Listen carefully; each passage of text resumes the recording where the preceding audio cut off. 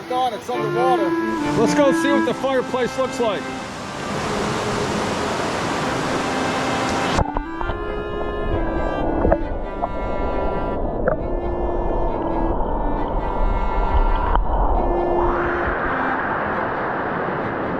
All right, the fireplace is still intact underwater, but I don't think we're going to be able to do a campfire tonight at that fire ring.